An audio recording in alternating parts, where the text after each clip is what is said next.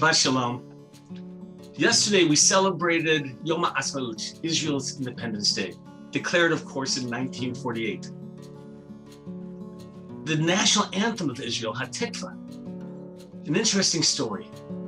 Written in 1878 by a Jewish poet, Naftali Herz Imber, put into words his thoughts and feelings following the establishment of the community of Petach Tikva in Palestine, which literally meant opening of hope.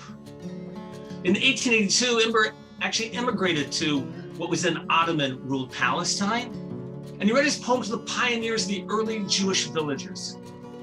In 1887, it was set to music and was really popularized among the Zionist movement.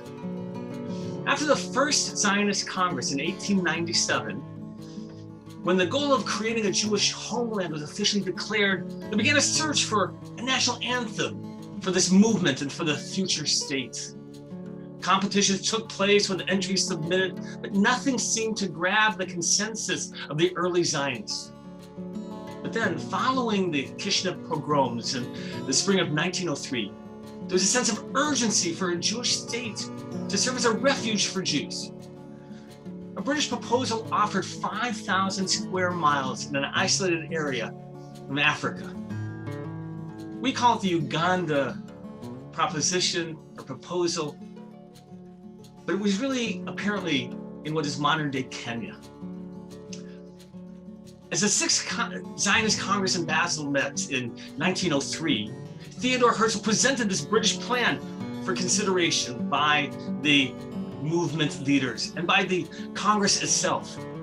As you can imagine, many of those in attendance were opposed to such a solution. For most of the Zionists, the only place for a Jewish homeland was Palestine, was their traditional homeland in Israel.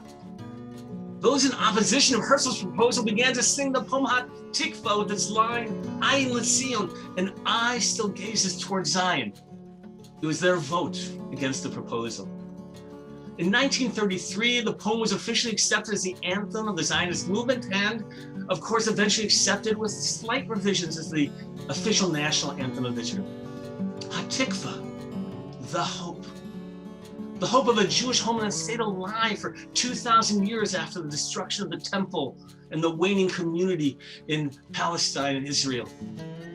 It's part of a messianic vision that one day all Jews will return to Israel.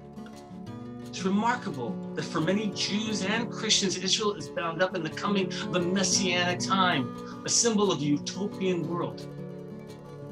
The rabbis tell us that Shabbat is a taste of the world to come, a time when we reflect on the perfection of the world and of humanity. On this Shabbat, may we be thankful for the blessing of Israel as a homeland for the Jewish people. And may we wish you Shabbat Shalom, a Shabbat of peace.